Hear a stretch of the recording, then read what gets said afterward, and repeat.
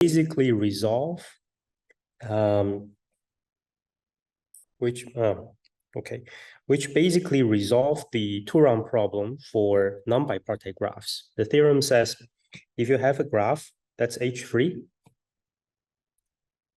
and the forbidden graph H has chromatic number R plus 1, then the maximum number of edges is determined by the chromatic number of the graph, or minus 1, and then plus some error term n squared over 2. So that was Erdős-Stone-Shumanovich. And how this proof is, let's recall this embedding lemma. Embedding lemma says the following. For any graph, for every epsilon bigger than 0 and for every h, we can found some constant n naught depending only on epsilon h, such that the following holds for sufficiently large n. So no matter what n vertex graph H3 that we are given, as long as n is sufficiently large, a large graph, with edge density tau, and recall edge density, I just mean the number of edges normalized, by n choose 2, all possible pairs, the proportion of pairs that forming an edge. So if the edge density is tau positive, then we can find a bounded size graph R, and the size of this graph R depend only on the epsilon that we fixed before, not depending on n, the host graph G, such that this graph R represents somehow quite well the host graph G, meaning it retains the edge density. The edge density of R is at least as large as the original graph G, maybe losing a little bit error term here. What's more important is that this graph R does not contain any homomorphic image of H. So what that means is that in other words, if the graph G does not contain H, and since H has chromatic number R plus 1, H has KR plus 1 as a homomorphic image. So we can boost the H freeness in the original graph. We can boost the H freeness in the original graph to a bounded size graph where we get a stronger condition of KR plus 1 free, which we know how to handle just by Turan's theorem. While all this time, we're not losing the edge density. And remember, our goal is to bound the edge density of G from above. Since we are not losing the edge density, all we need to do is to bound the edge density of this bounded size graph R from above. Then we can give tau an upper bound. So let's recall this theorem, the proof, very simple. By the embedding lemma, we can find this bounded size graph approximating our original graph G, such that the edge density is at least tau, and we can boost the H freeness of G to KR plus 1 free. Now we can just apply Turan's theorem, which basically says edge density of R cannot be larger than 1 minus 1 over R, finishing the proof. All right. So we're gonna do, this is from this application, we see that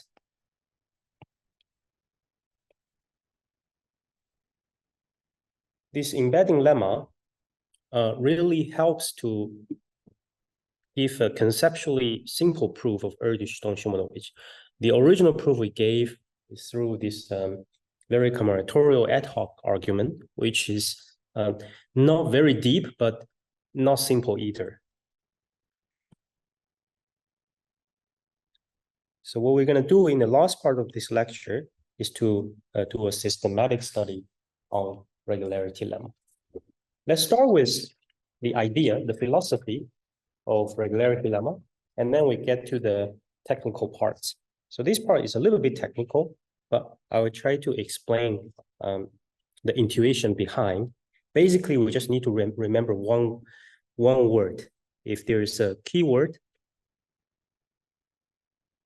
is this pseudo-random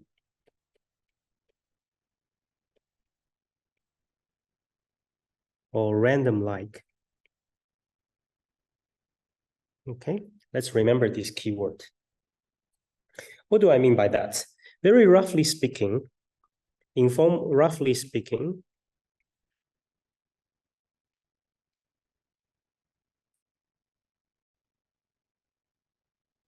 semi-ready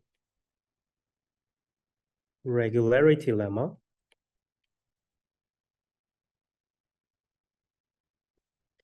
what it does is that informally, what it does is it states that every large graph admits a partition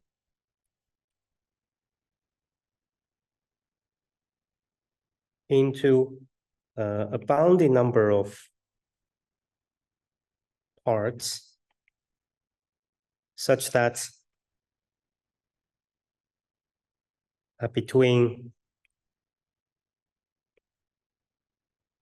almost all paired of parts,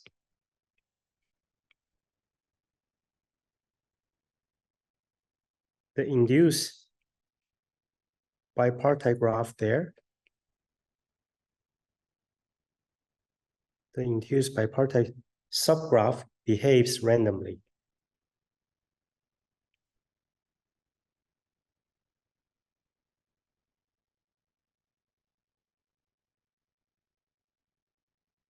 Informally, why is this possibly useful for us? Think about it. If we're given a generic graph, just a graph, it could look like anything. We don't know the structure of it if we're not given any information. The power of regularity lemma is that no matter what graph we're given, we can then give a partition, even though the original graph, we don't know anything, but we can partition it into a bounding number of parts so that now between a typical pair like X, Y is one of the two parts in this partition. Such that for such a typical pair, we know they behave like a random graph. And by random, we mean then we can compute the expectation and use what we expect to predict the behavior. Okay, so let's be more precise. But before I state the precise thing, maybe let me say one more thing about the essence of regularity lemma. So the essence of regularity lemma is to approximating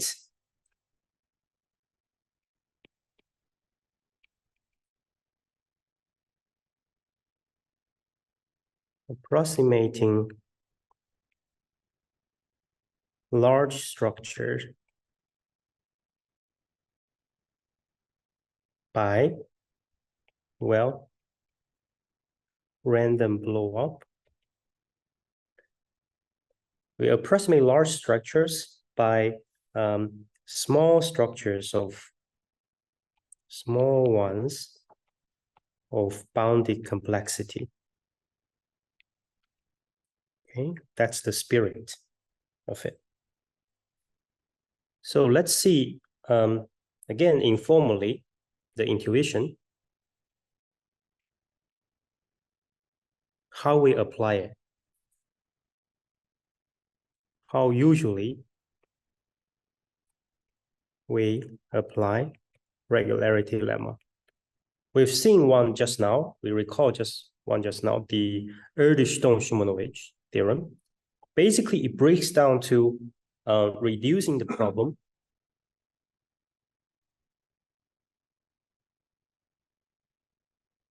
reduce an extremal problem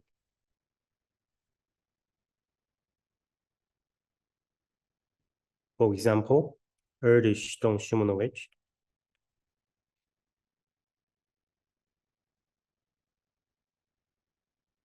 The extremal number of H3 graph.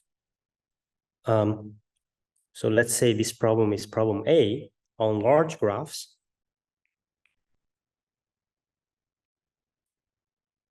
to a problem B on a small, most of the time weighted graph using some tools. So usually we use some key lemmas like using the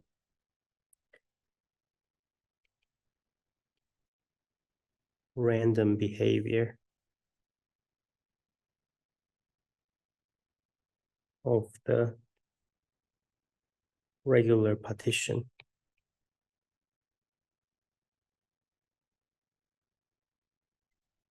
And why bother to reduce a problem to another problem?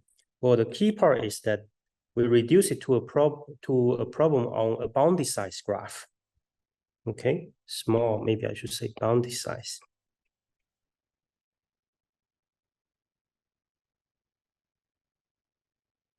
And then the problem B usually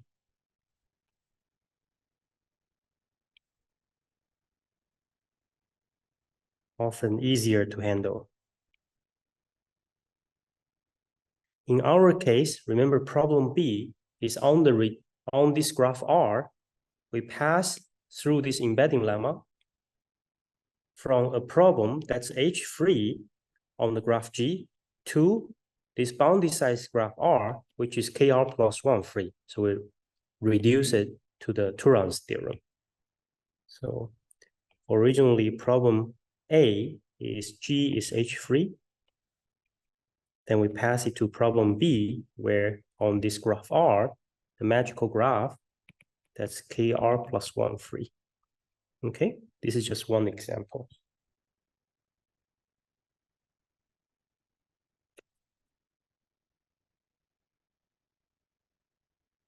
Okay, now I know that I've been quite hand-waving this page, but it's important if this page does not make sense to you, after all this formal setup, and after I introduce regularity lemma, and maybe see 1 or 2 more applications, I hope you to come back to this page, try to digest what I said here, okay? So the formal setup.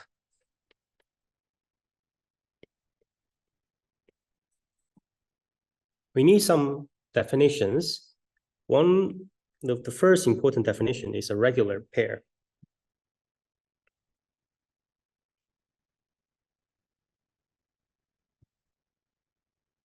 Regular pair, to define it, we need a parameter epsilon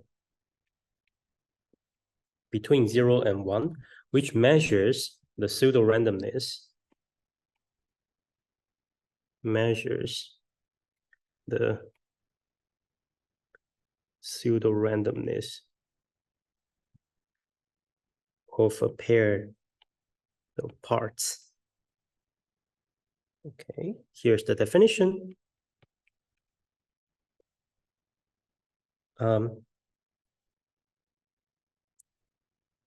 Let G be a graph.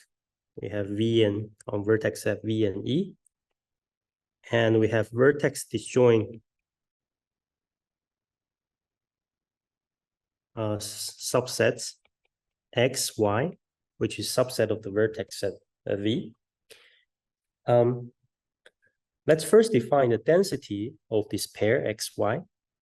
So here's my X and Y. The density, which is short for edge density of the pair X, Y, is simply, I denote it by dxy, the number of edges between X and Y normalized by all possible pairs that could be an edge between X and Y. So you have some edges going like this, and then you're going to normalize by all possible pairs.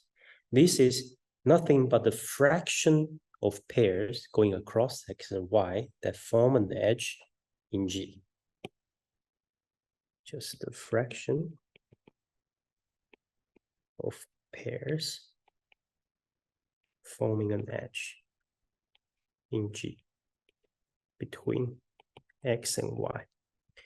Or if you think about it probabilistically, this is also the probability that when you uniformly at random pick a pair, a vertex from X and vertex from Y, uniform random pick such a pair, the probability that they form an edge is precisely dxy, because the total number of pairs is xy, and when you uniform at random choose one, the probability you hit one of those edges is exactly this guy.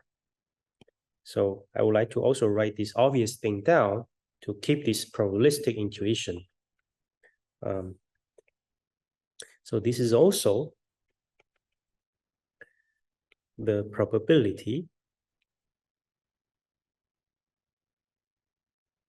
that a uniform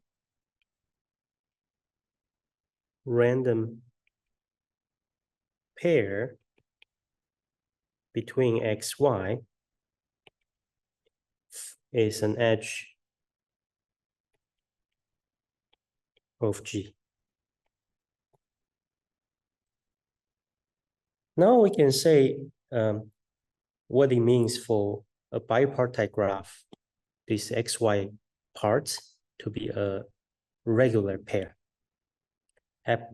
epsilon regular pair. We say the pair xy is epsilon regular if the following holds. For every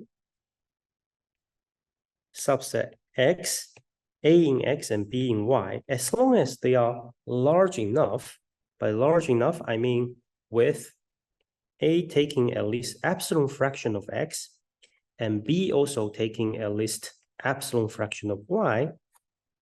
Let me use things like this here. Maybe I draw it like this. This is A and this is B. So not too small. Then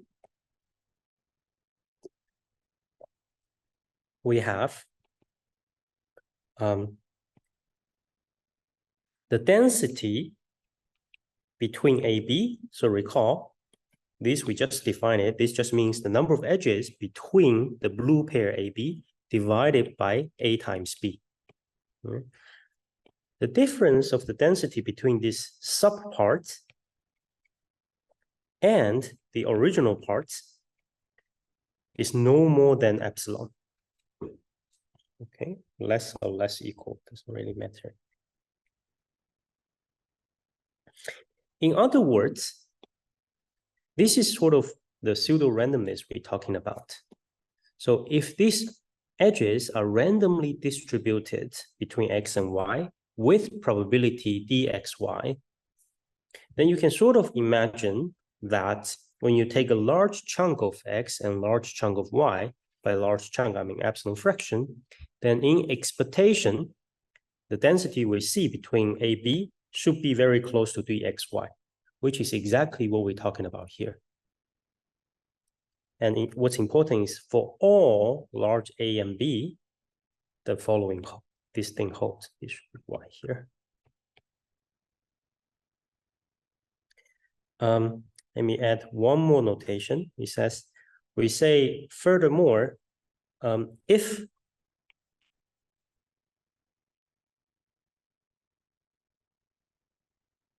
the density of xy is large, it's not too sparse, let's say delta for some delta, then we will call this pair epsilon delta regular.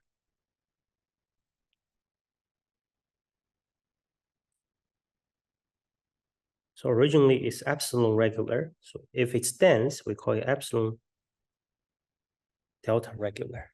Just a notation.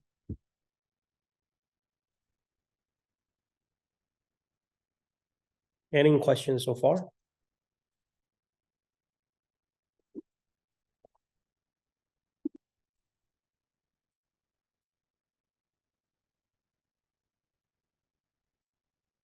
Okay, so that's the first definition. Then we, using the first definition,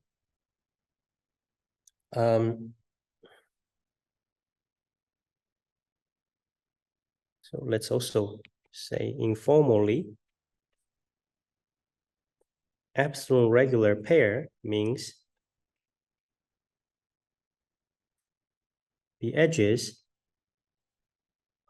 distribute uniformly.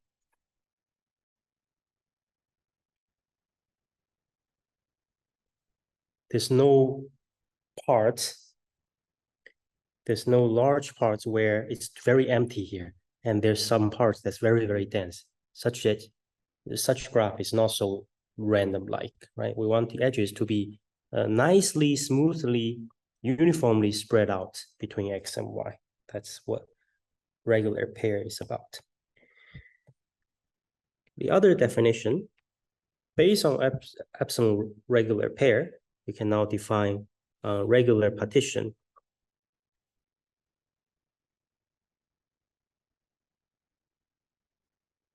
So a partition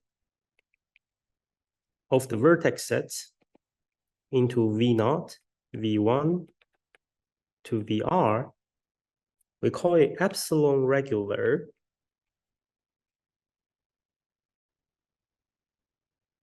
if the following holds. First of all, V0 is sort of small. It's like a trash can, okay? Some bad behaving vertices, we throw it into V0. So V0, it's small. This is like exceptional vertices. Or we should informally think of V0 is trash bin, okay?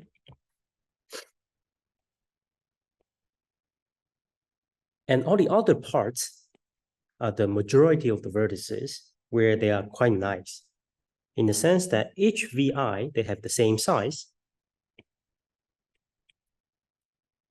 V1 equals to V2 equals ... VR, same size.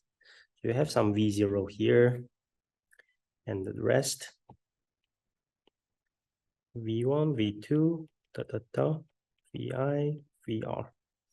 They all have same size. And the most important part is the last one. Most of the pairs, if you forget about V0, this trash bin, for the remaining, most of the pairs between them, we have a regular pair. The irregular ones only takes up epsilon fraction. So all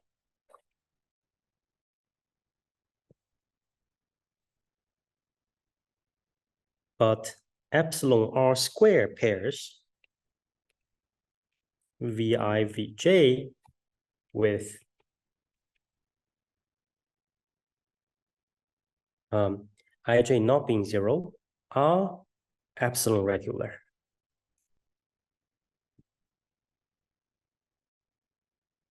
Let me give some remarks about this definition of regular partition.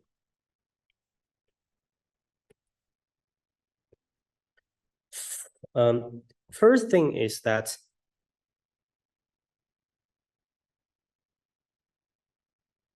sort of counterintuitive. It could be the case that V0, even though it's small, I just mean small in terms of it doesn't take up many vertices of total amount of compared to the whole graph, it's very negligible. But we don't insist on each of these parts, VI, to be larger than V0. It's usually quite the opposite.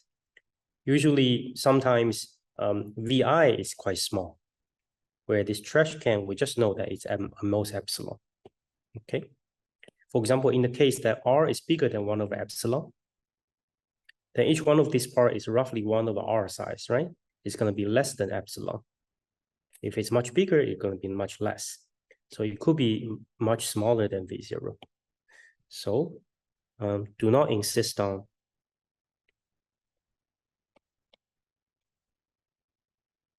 VI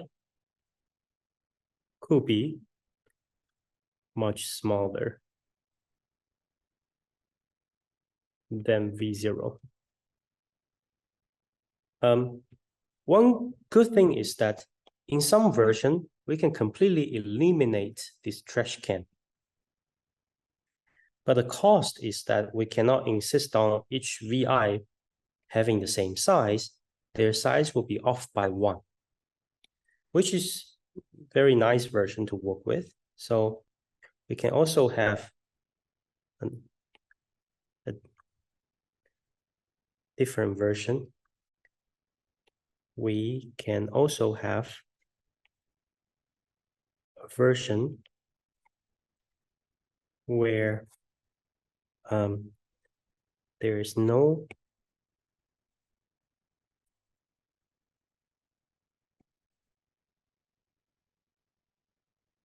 with no exceptional vertices, V0, but VI, Vj is, we cannot insist they have the same size, just they differ by 1. Another remark I want to say is that there is a degree version. Sometimes the stronger version is needed. What does it mean, degree version? Let me use the red one to indicate. We mentioned that some of the pairs are not regular. They are not behaving that well, right? So if I use the red one to indicate these irregular ones, then the number of these irregular pairs is epsilon fraction. But it could be that there's one cluster, one part adjacent to lots of these irregular pairs, which is not so nice for us. So this degree version is a stronger version in which not only we have epsilon fraction of them being irregular at most, but we can even insist on each pair, this irregular degree is at most epsilon times r when there's at most r parts, okay? So we can insist it's a stronger version. We can require each VI, I in R, is involved in at most epsilon R irregular pairs.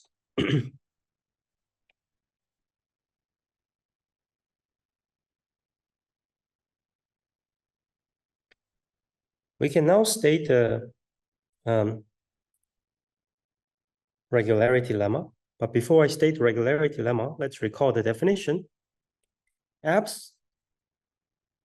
regular partition means a partition in which, apart from some bad behaving vertices, which is negligible amount, for the rest of the vertices, we can nicely partition it into a bounded number of parts, some parts, such that between most of the pairs, they are epsilon regular in the sense that the edges distribute nicely and randomly between such regular pair. Here's the def.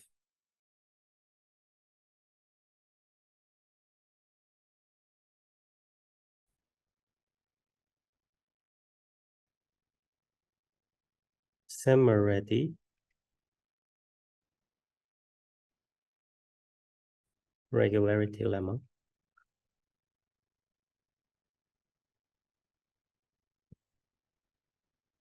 For any epsilon bigger than 0, and m natural number, we can find there exists a capital M depending only on epsilon and little m, such that any graph admits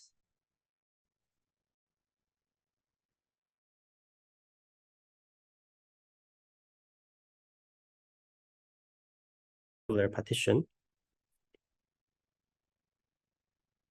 V equal to V0, V1, VR with this is very important, with R bounded from above by capital M and bounded from below by little m. Okay, both these parts are very important. I will explain a little bit more. That's a regularity lemma. Okay. So once again, as I said in this first page,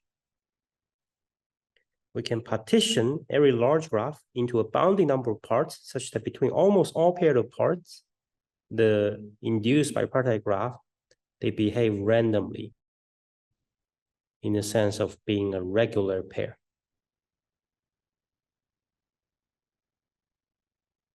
Some important remarks.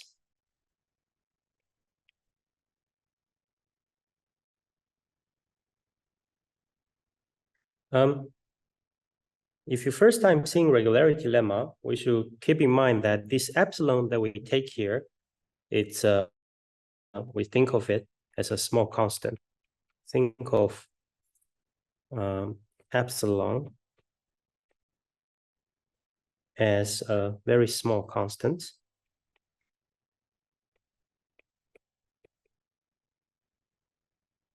And think of it as a little o one term.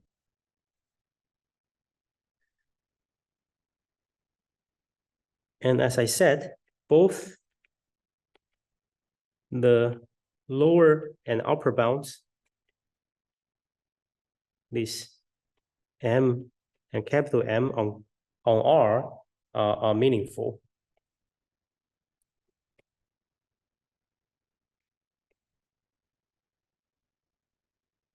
So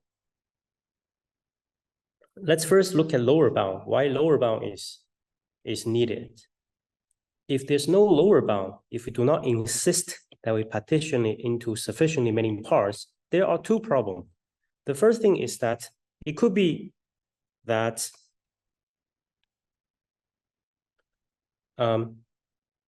if no lower bound on R, we can just take the trivial partition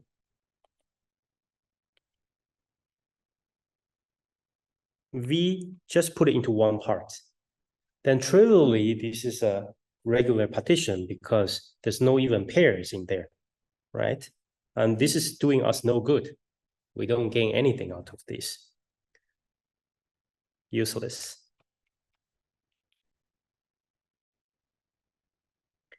Second thing, more importantly, when we apply regularity lemma, we usually would take M sufficiently large. Okay? We usually want the edges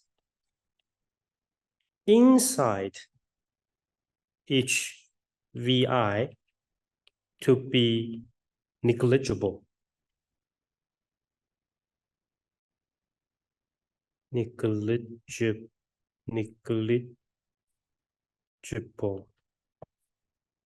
Okay, one small proportion. And how do we achieve that? If we know that you have V1 to VR, right? And let's do some rough calculation. The each VI, let's pretend V0 is not there. Let's say V0 is empty set. Then each VI is roughly N over R. Then the number of edges inside all VI is at most what? We have R parts. Each part is N over R, choose 2. And this is roughly N squared over R squared over 2 times R. So it's roughly 1 over 2R times. Okay, let me write it like this. 1 second. Is roughly 1 over R times N choose 2. One of our fractions of edges are inside. But what is R? If R is larger than M and M is sufficiently large, this is smaller than 1 over m times n choose r, right? As r is bigger than m. R bigger, so 1 over r is smaller. Yeah, that's correct. So by taking m large, oops, what did I do? By taking m large, usually we're going to take a bigger than 1 over epsilon. Then we have at most epsilon fraction of edges in VI, which is negligible because we want most of the edges are those between VI, and those are the edges we want to analyze. So that's the importance of the lower bound. The importance of the upper bound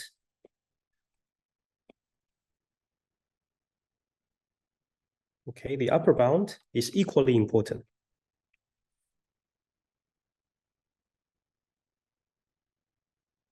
The upper bound, R and most M, is crucial when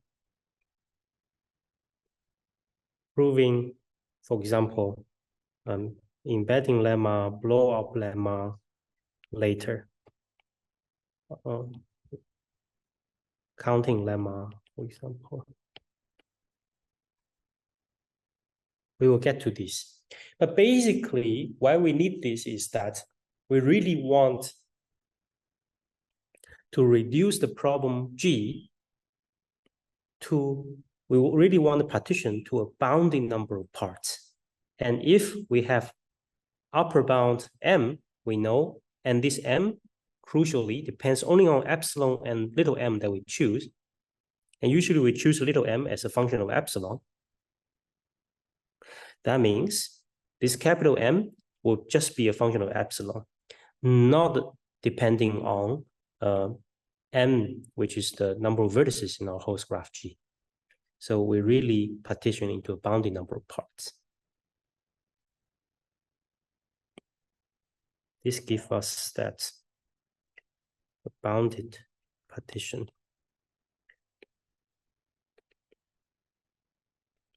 into bounded number of parts. We can reduce the problem A to a problem B of bounding nature. That's important. Any questions so far?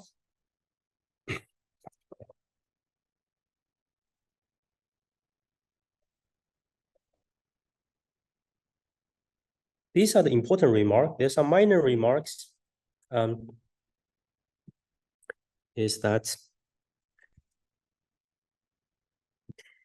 so similar to this regularity lemma, this classical version we stated only works for dense graphs, with graphs with positive edge density. So if your graph has little o n square edges, regularity lemma does not say much.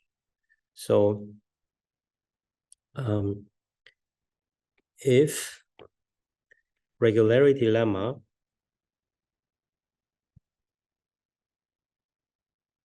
does not say much about sparse graphs. By sparse graphs, I mean E of G is little o of n squared, or sometimes I would say edge density 0.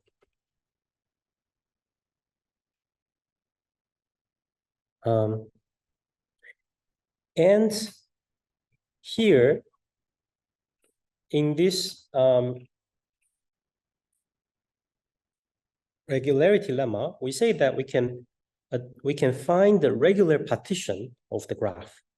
Remember, in the regular partition definition, we have that all but small portion of the pairs are regular. One could possibly ask, is it possible that we don't have such bad behaving pairs? Can we have all pairs behaves nicely, like random? Can we eliminate this, require all pairs being regular? The answer is no, unfortunately. So we cannot hope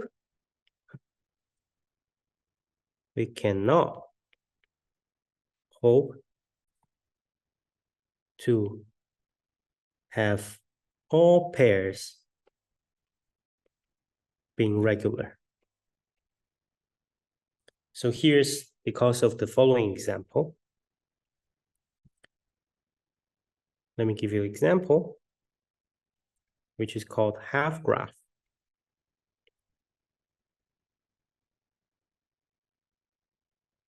So this half graph, let's say G equals to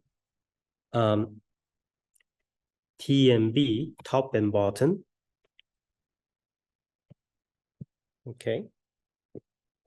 And this top and bottom and some edges.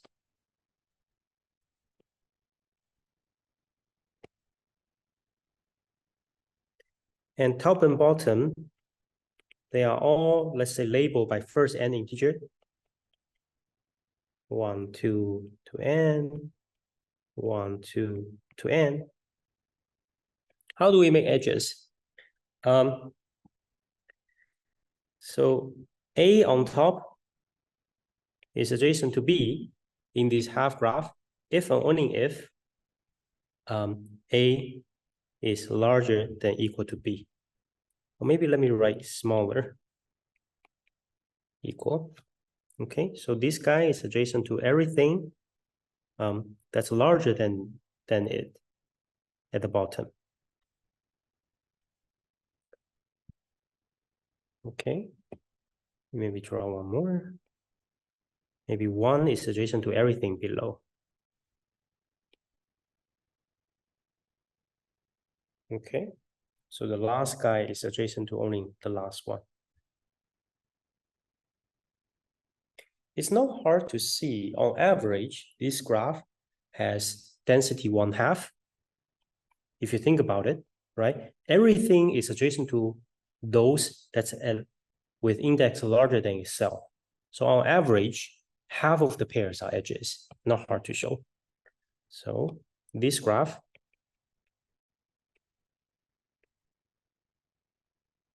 has density dTB is 1/2. But there are many irregular pairs.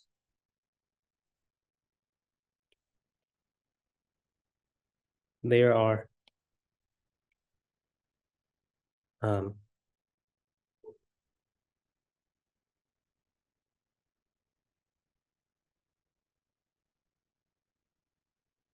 many irregular pairs. In any partition, it can be shown. You cannot completely eliminate irregular pair. Okay. Intuitively, I will not prove this. It can be shown, but intuitively, let's see why this is true. Look, if this is nicely behaved, that means in regular pair, between large parts, the edge density should be close to the original pair, right? Our original pair here, density is 1/2. But if you look, if I take the top one, the first epsilon n, and the last epsilon n, what's the density in between? Density is 1, because everything in the beginning is adjacent to everything in the end. Whereas if you take the first part in the beginning at the bottom and those here, density is 0, no edges there. That sort of already indicates this graph, the edges are not uniformly nicely distributed. So this is not the proof, but sort of illustrates irregular pairs are needed. To get some feeling, for example,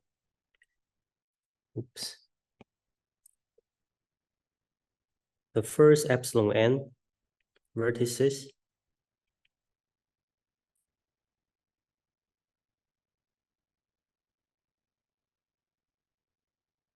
let me write it like this informally.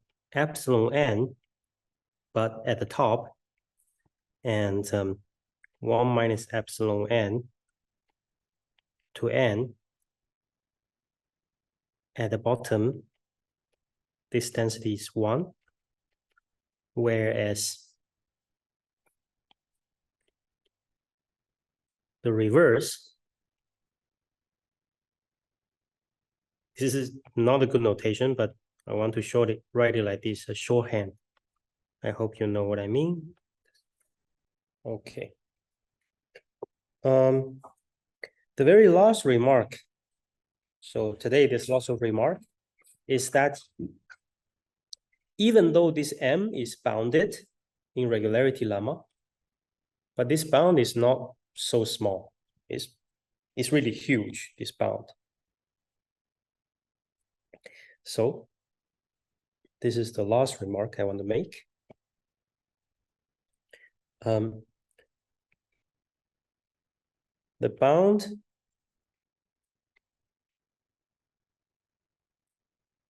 on M, we want M to be bounded size. So we need the upper bound on M.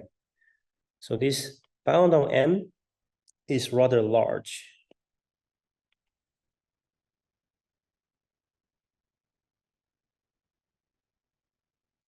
It's towers power of 2's. That just means 2 to the 2 to the 2 to the 2 to the 2 to the 2. And this height, so let me write it here. Oops. 2 to the 2 to the 2 to the 2. And this is the height. Okay. With height,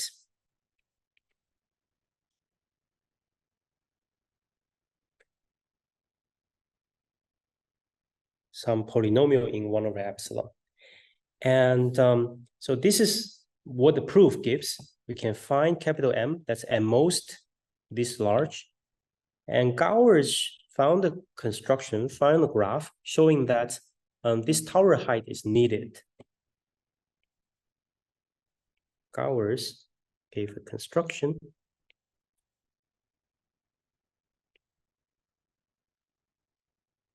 showing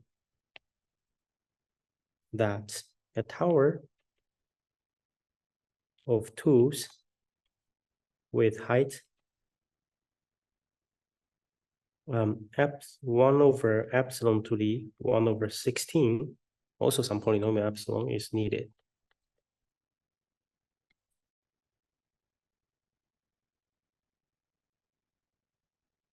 Any question about regularity, the statement of regularity lemma? I will pause for a moment if you have questions.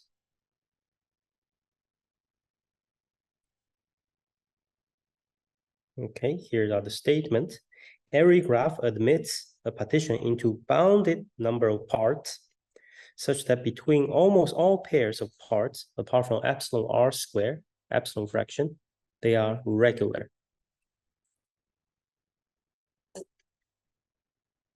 So if you're first time seeing this, it looks a little bit very abstract, but this regular pair has lots of nice properties because it behaves randomly. Next, we're gonna see such nice properties of regular pair. If there's no question.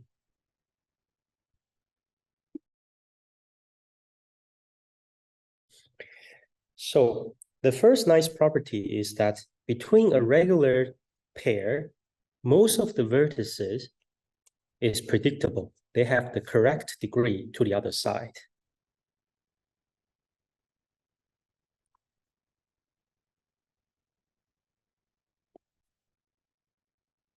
So let us now see some nice properties of epsilon regular pair.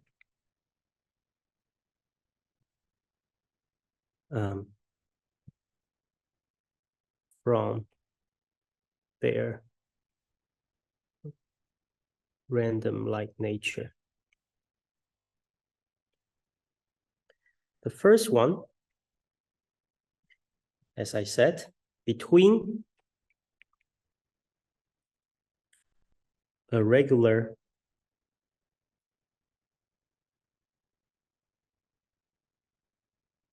dense pair,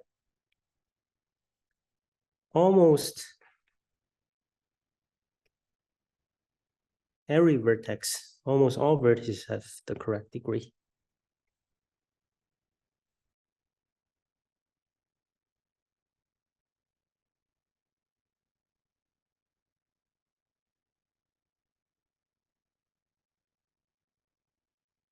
Not just to the other side, but in fact to any large subset of the other side.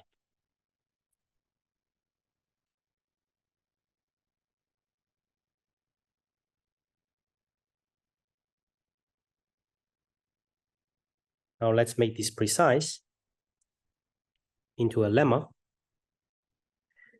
So lemma,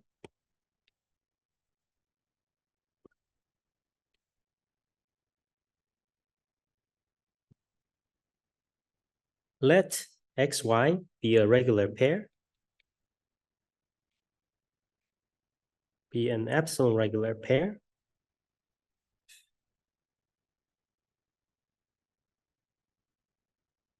with density d, say. So let me draw a picture. So this is x, this is y. Now we can take any large subset of the other. So let me explain first informally. If the density is d in between, that means what? Remember this probabilistic interpretation. That means for a random pair, the probability that it form an edge is d. In other words, if you fix a vertex in expectation, the fraction of the vertices on the other side adjacent to this guy is d fraction, right? And what this is saying is that this is true not just with respect to y. For any large set B that you take, and for a typical vertex V, the fraction of vertices in B that's adjacent to V is also around D, plus minus some error. So we have xy, which is epsilon regular pair with density D, and you take an arbitrary subset B of y, as long as B is large, and by large, I mean take up at least epsilon fraction. So here's my B, here, epsilon fraction. Then, conclusion is, most of the vertices has the correct degree, but maybe two epsilon fraction of vertices from the left.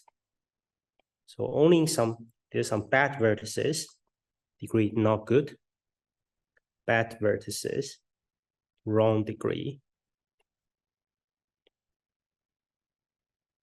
and most two epsilon fraction. Okay.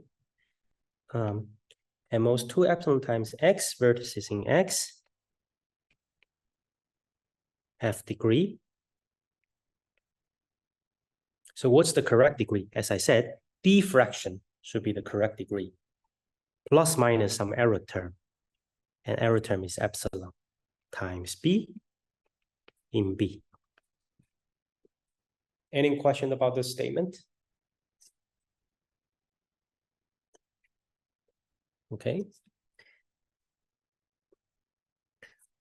Once again, apart from a tiny fraction, which is two epsilon fraction of bad vertices, throw it away.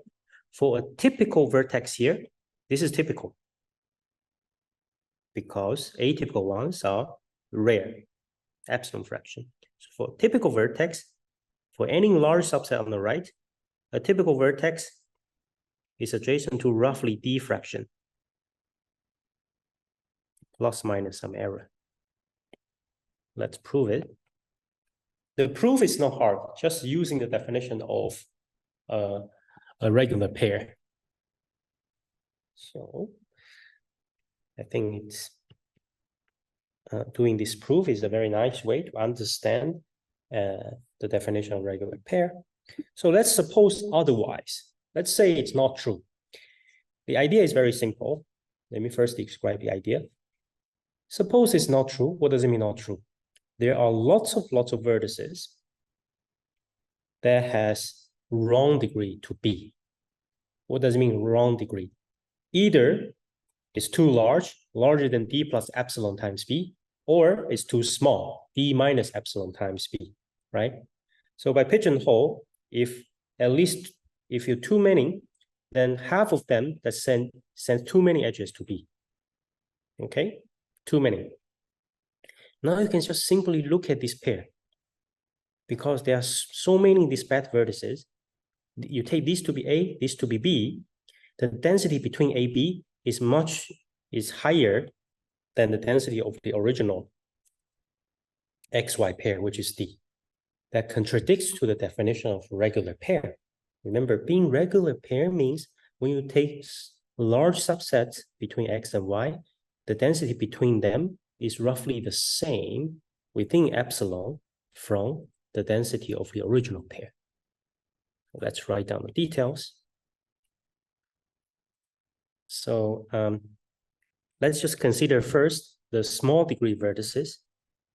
Let A in X be the set of vertices of small degree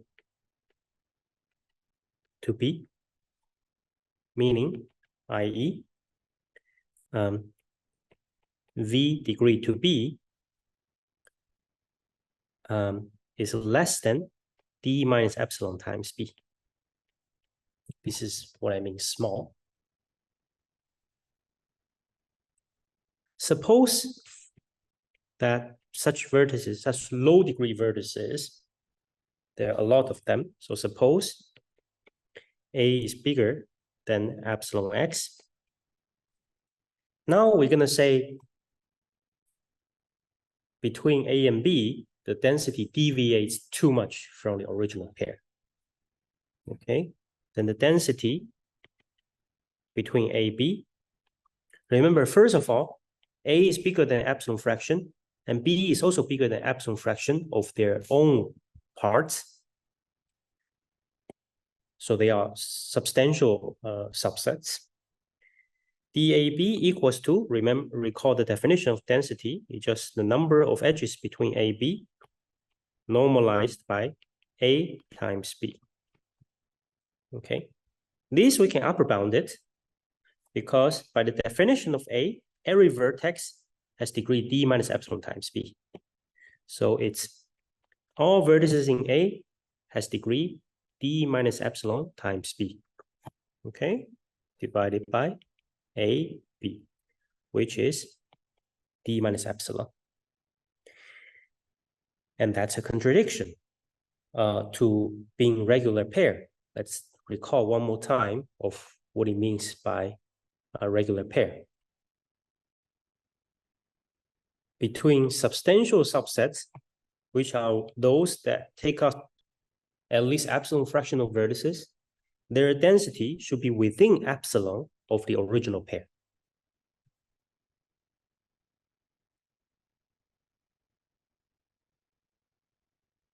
Contradicting to XY being epsilon regular. Okay, that means what? This implies such low degree vertices, only epsilon fraction. Then you do the same for those that degree is larger than D plus epsilon. Also, the same proof shows that this cannot happen. So the large degree is also at most epsilon. Altogether, you have 2 epsilon fraction of the bad vertices sending the wrong degree to the other side. I will not write the remaining ... I'll let you finish the proof. Okay. Very good. So now things becomes more concrete, more specific. Before it seems quite abstract. using this regular pair, a typical vertex, they have the degree to any large subset we can predict its degree. That's very nice. We have lots of control. Right? So let's move on to the next nice property. So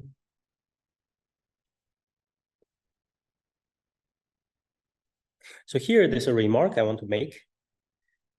We can control the degree of a typical vertex to large parts. Actually, you can do a second moment of it. We can even control the co-degree to large parts. This I'm not going to prove it here. I'll just leave it as a remark. So even stronger control can be gained from regular pair. So remark. So in a regular pair,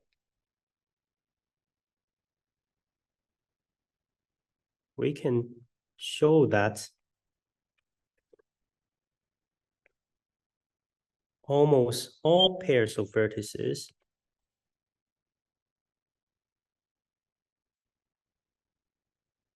from one part have the correct co-degree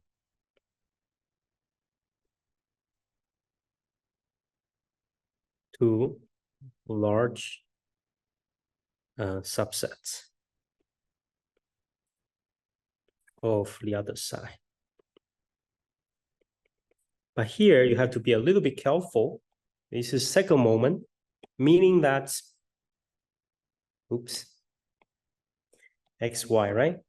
So apart from, for a typical pair, their co-degree, look, what's the co-degree? Okay, let me first draw one.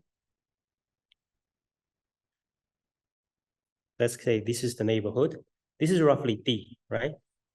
And this is a large subset on the other side.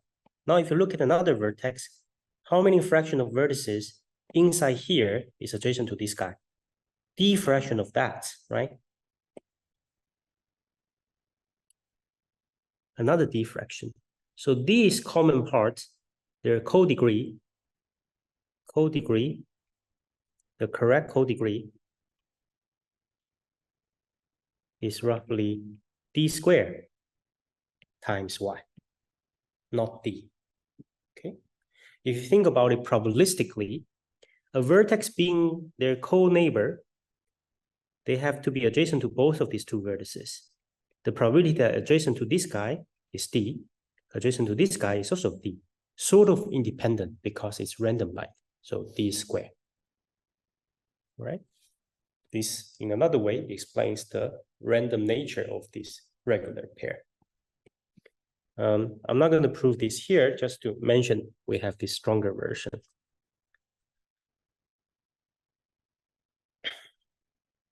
Another nice property, also an important property, is called slicing lemma, saying that regularity can be inherited by a large subset of the original pair. So regularity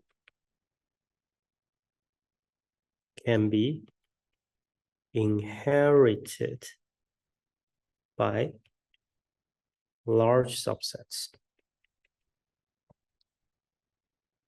Of course, with slightly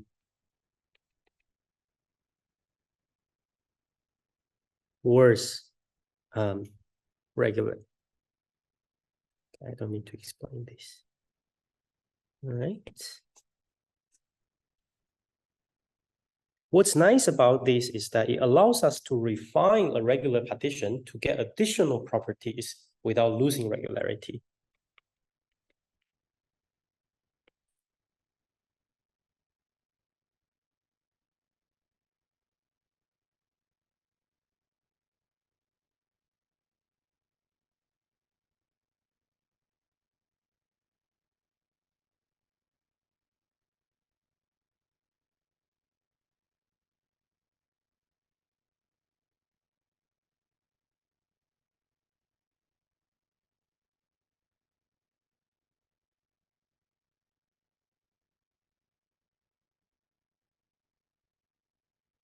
Here's the lemma called slicing lemma.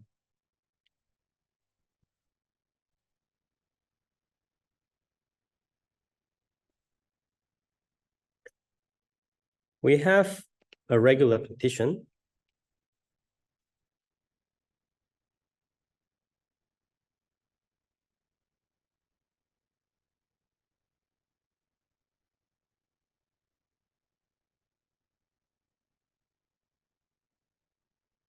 If you further refine it into bounded number of parts,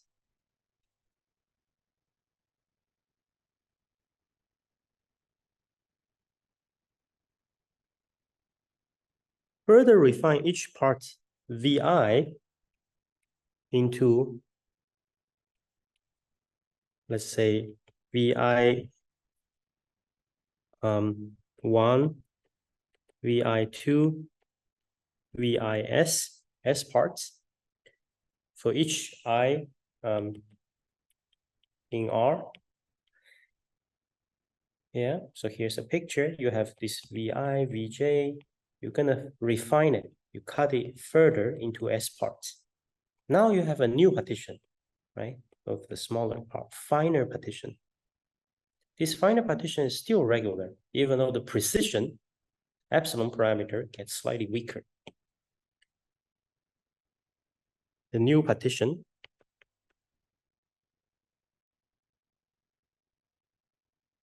which is V equal to V0 union V11 V1S union. The last one is VR1 union VRS is big O, some constant, absolute constant, 10, maybe 100 times S times epsilon, regular. So regularity gets slightly weaker. So here, a remark is that this regularity is only useful, when this guy is smaller than 1, right? Being epsilon regular, remember, we want density between its subparts and its original parts to be within epsilon of each other. So this epsilon better be smaller than 1 to be any useful. So this implicitly requires that S, the number of parts we refine each part into, is times epsilon is much less than 1. In other words, S is much less than 1 over epsilon. Implicitly, we require S to be much less than 1 over epsilon here.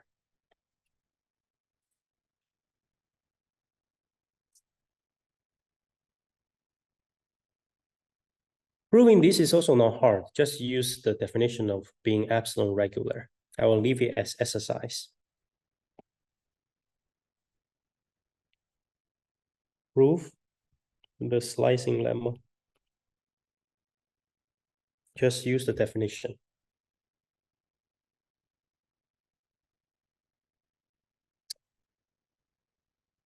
All right.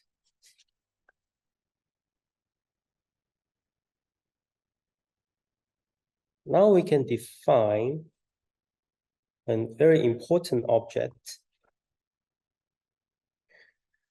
which is this bounded size graph R we use in Erdős-Thomsonovich to approximate this large host graph G. This R is called the reduced graph of G.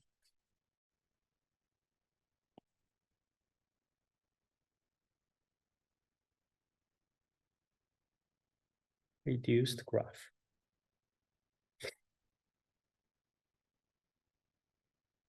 Here's the definition. Well, roughly speaking, let's say V0 is empty. You have V1, V2, V3, VR, right? So let's say this is I. For example, this pair is regular, this pair is regular. Maybe this pair is irregular, not very nice. And this pair, Maybe this pair is nice. This pair is nice. The others, let's say they are all nice, regular, just these ones are not nice. Then the reduced graph, very roughly speaking, it just means that we're going to shrink. We're going to use a vertex 1, 2 to R.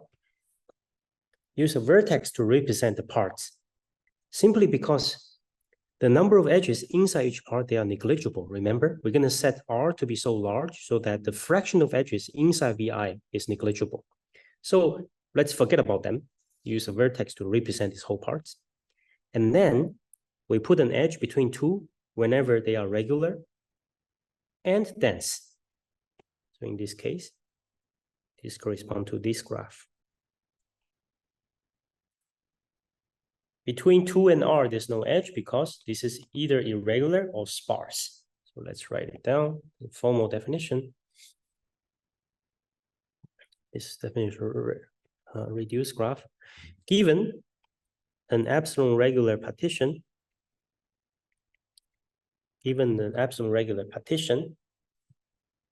V of G is V0, V1, VR over graph G,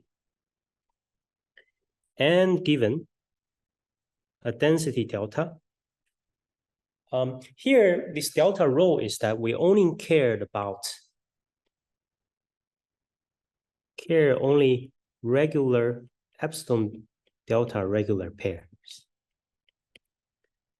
The reason being, okay, remember in the epsilon regular partition, small fraction of them are irregular, only epsilon fraction. So this is kind of like a negligible amount of pairs we can forget about since they are not nicely behaved. Throw it away. So we don't care about irregular pair. We also don't care about pairs between which the density is less than delta. Because think about delta is a very small constant. Because the total number of pairs is like R choose 2, right? If the density is less than delta, the number of edges between such sparse pairs is also negligible when delta is small. So you can also throw away these informations. And what the major information, the key parts, is those that are both regular and dense. So the reduced graph.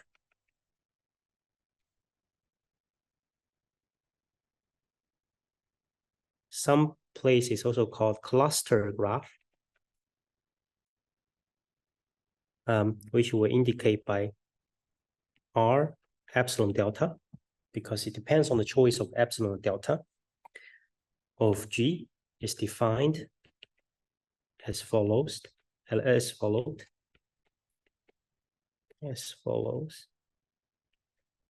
First of all, the vertex set of reduced graph is just the first R integers, each one of which represents a part in the regular partition. Forget about V0. Second of all,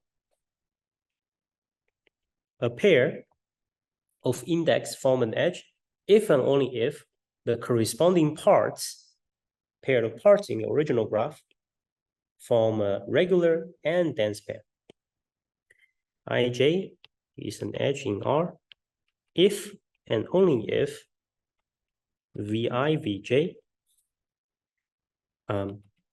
is an epsilon delta regular pair.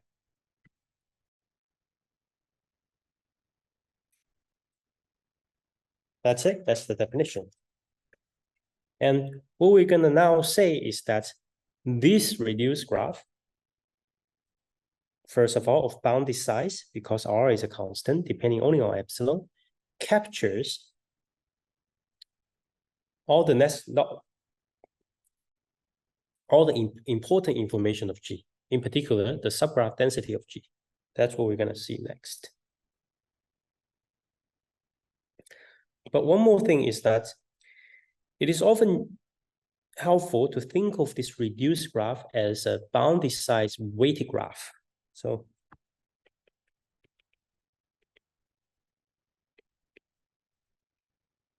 This is a bounded size graph capturing essential information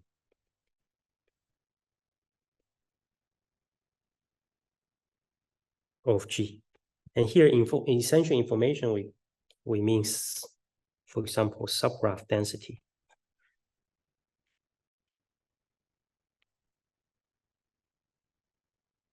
And it's useful to think of R as a weighted graph.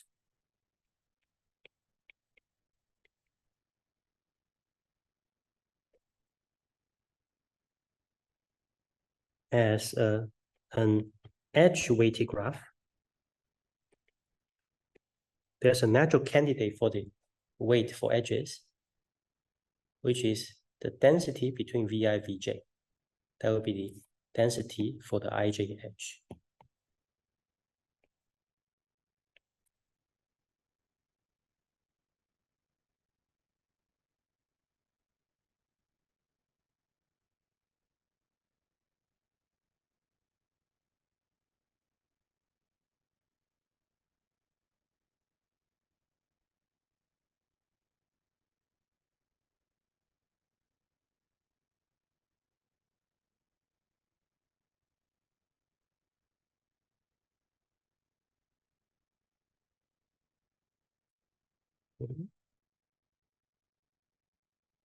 You can then also define the weighted degree in this graph. When you have the weight, you sum up the weight of these edges, you get the weighted degree of R. So let me also write it, the weighted degree.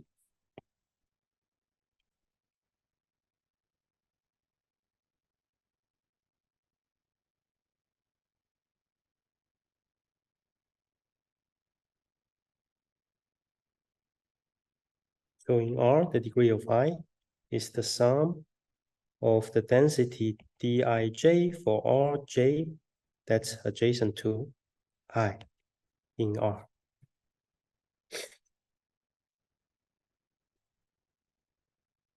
So now I will give the exercise. This exercise is the one we've already used in Erdős-Stomanovic theorem. And this R is, if you think of it not as a weighted graph, even if you think of it as weighted graph, it doesn't matter. The edge density of R is at least as large as that of G. So here's the exercise. Show that R retains the edge density. What do I mean by this? Is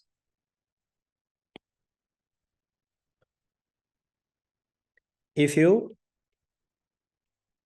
think of the edges in R in the unweighted version, okay, not weighted version, just the number of pairs that are regular and dense, edge in R, normalized by R choose 2, that's the edge density as an unweighted graph of R, is at least as large as the edge density of G. Let's say G has n vertices, this is edge density of G, minus little o1. Okay, so this exercise has 2 parts. Prove it and figure out what this little o is with respect to.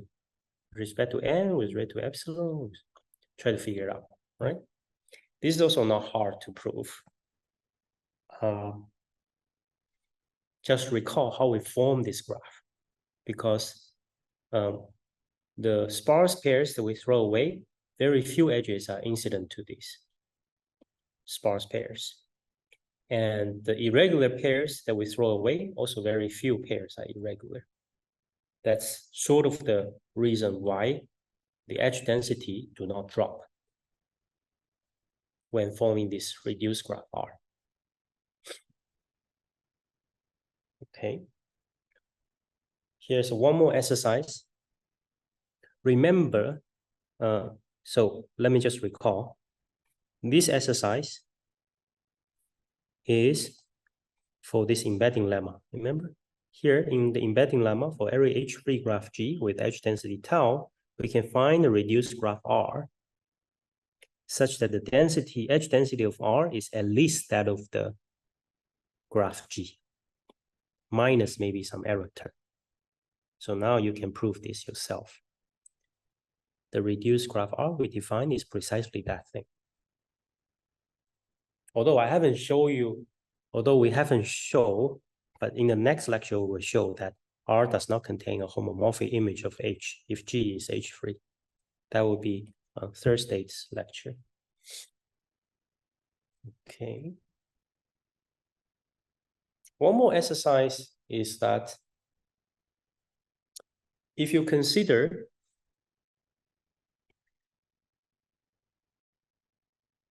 in the setting of degree form regularity lemma, remember degree form regularity lemma means the original form is at most epsilon R squared are irregular pairs. A degree form means not just total amount we can control. For each class, for each part Vi is only involved in at most epsilon R, meaning irregular pairs. In this version, and when considering R as weighted graph, then not only we have edge density inherited, we also have minimum degree inherited.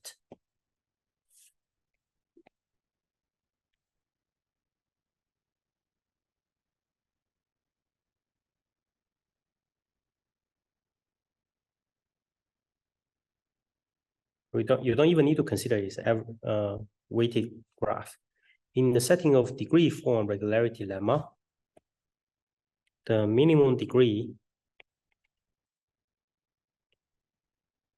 of G is also inherited, meaning that exercise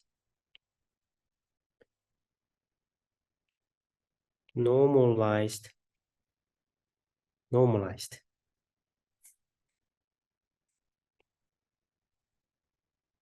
minimum degree, the normalized minimum degree. So what do I mean? What's the minimum degree of R? Normalized. Sorry, minimum degree. Delta R, minimum degree, divided by R is at least, this is normalized, at least normalize the minimum degree of original graph, delta G normalized by N, minus some error term, little o1 error term, which this error depends on epsilon, delta, and R. Okay, so try to prove it and figure out what it depends on here. Okay, epsilon, R, and delta actually, I think.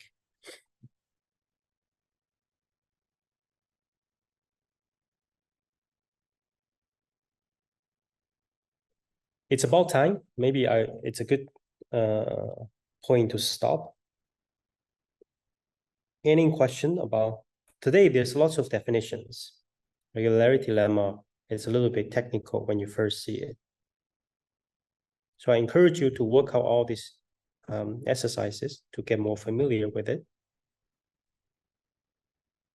Once again, regularity lemma says we can partition the graph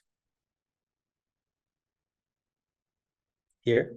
For any large graph, we can partition into a bounded number of parts such that apart from epsilon fraction of pairs, most of the pairs, they are nicely, edge distribution there are nice. They are random-like.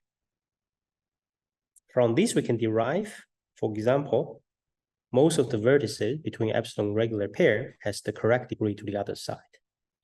So we can predict things quite accurately. And also, for example, we can use a bounded size graph, which is this reduced graph here we defined, shrinking each part into a single vertex. And since the number of parts is bounded, this is a bounded graph. Make an edge between two indices whenever the corresponding pairs are regular and dense. Then this reduced graph which come with a natural weight coming from the density of the corresponding pair, stores most of the useful information of G if we cared about subgraph containment. So it stores the, for example, subgraph density for any bounded size graph, subgraph.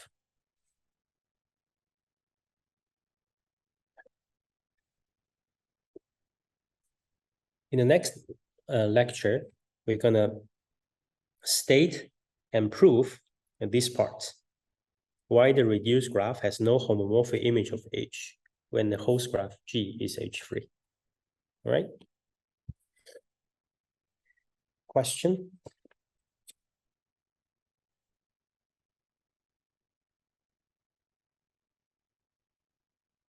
All right, if there's no question, I will see you guys on Thursday.